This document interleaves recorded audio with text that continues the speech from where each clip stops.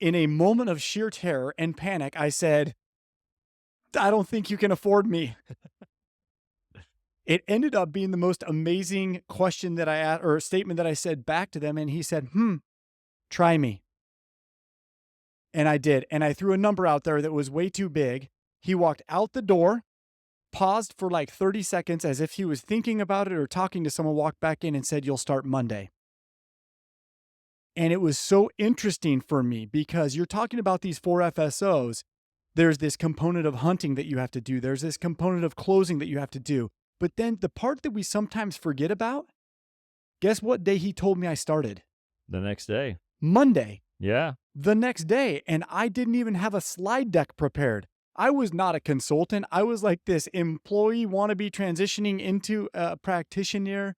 But I'll tell you what, it forced me into creating slide decks. It forced me into becoming a practitioner. And when you talk about that, I'm relating to really the expertise that's required. Yeah, absolutely. Yeah. So, okay, let's jump into what we would say is the third that we're going to talk about.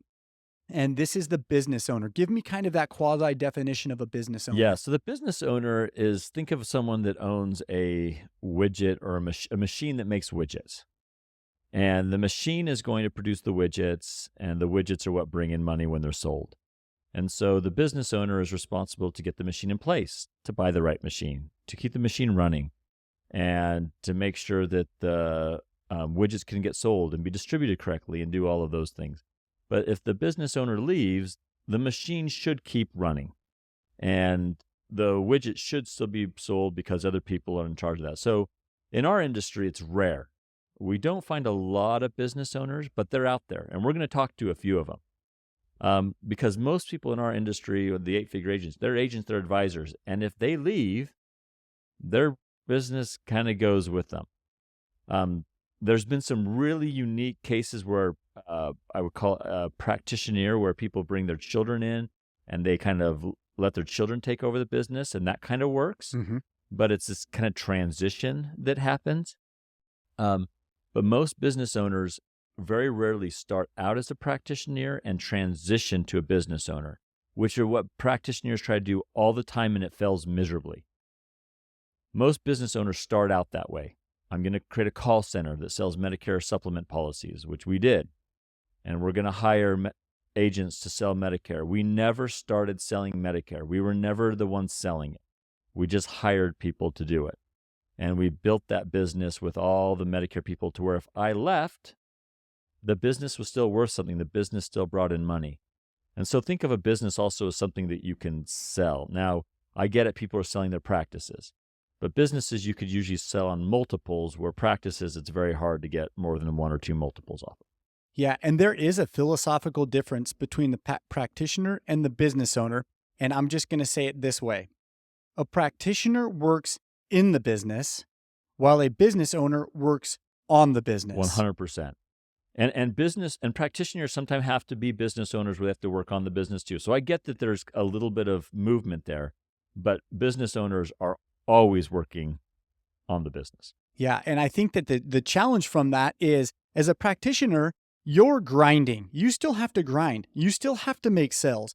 You still have to be in the everyday processes and touching, and heaven forbid you walk out the door and get hit by a bus, that can stop.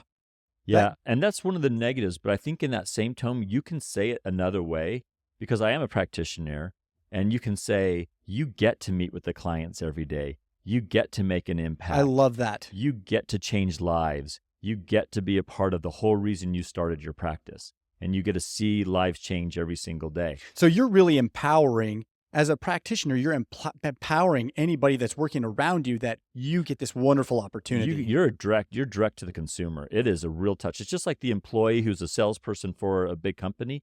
They can be more hands-on with the consumer. Same with the practitioner. Your clients, man, they're more than clients. And anyone who's listening knows that those clients are more than clients as a practitioner. When you're a business owner, I didn't even know any of our clients. They're numbered to me on a board that I was managing with analytics. But as a practitioner, I mean, I use people's names because I know them and I know their children and I know the story behind them. Let's talk a little bit more about the business owner. from the sense that the practitioner is working in the business.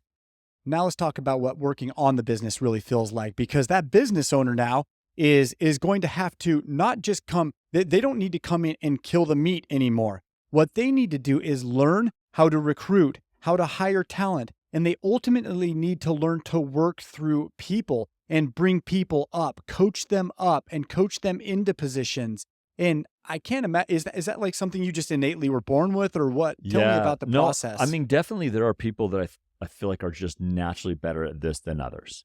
And I think you can learn certain skill sets to help you with this. I mean, everyone grows up, they kind of know if they're a leader or not deep down.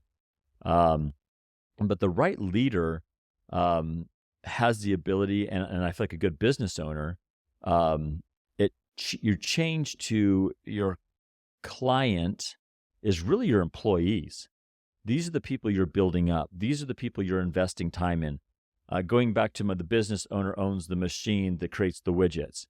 The business owner is building all around the machine, right? He wants that machine to work well. Well, if those machine in our industry are people, then that's what you're doing. You're focusing on those people. How do you get them working better? How do you make their lives better? Helping them with their mission and vision, helping them with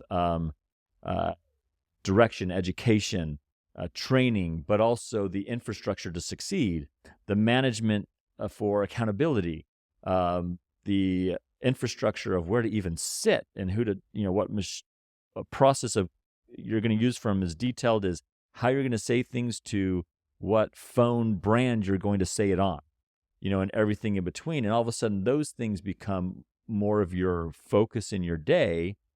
Whereas a practitioner, because you're working on the day-to-day business, what you're doing is you're often hiring out an office manager that's going to make those decisions for you. Yeah.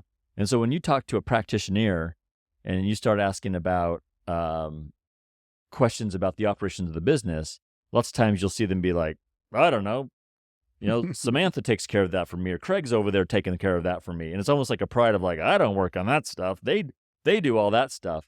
On a business owner, they say, how does this work? And they're like, oh, we do this, this, and this, and Jim over here overlooks this part, but here's how we're handling it. And they take pride in that process. They've built it. They've built constructed it. That's their baby.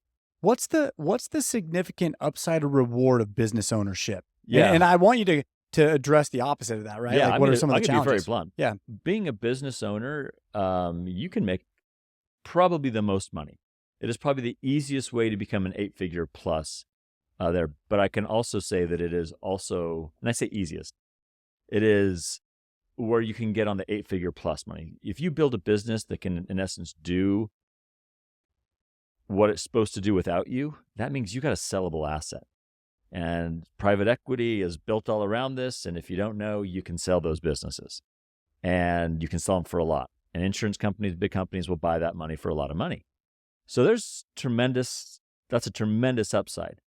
The downside is you can lose everything, everything, and it can feel out of control. And usually when you talk to people and business owners, and I'm saying this because I've had both stories where we succeeded and sold for millions. I've also done it where we've lost everything in different business ventures that I've done. And the ones that lose everything, it's really easy to start throwing, well, this employee, and this didn't work, and this is the reason why, and my sales team could never do X, Y, and Z. And when it succeeded, it's, look what I did. Yeah. And so the business owner, there's a little bit of that world, right? But I think that the takeaway of the upside is you control your own schedule, different than a practitioner. My brother is one of my favorite people on this whole entire planet. When he started a business, and he didn't last much more than a year in this place. I mean, it's more than that. But then he was able to take off, go to a whole different place, pursue a whole bunch of different things while still being the owner of a business. If I even remotely tried that as a practitioner, my business would be, my practice would be gone, right? So it's not only you can work somewhere else, you can do it. I've heard the thing with technology company, you can mismanage a technology company from anywhere. Yeah. And it's true, right? So that's the one of the main benefits of a business owner.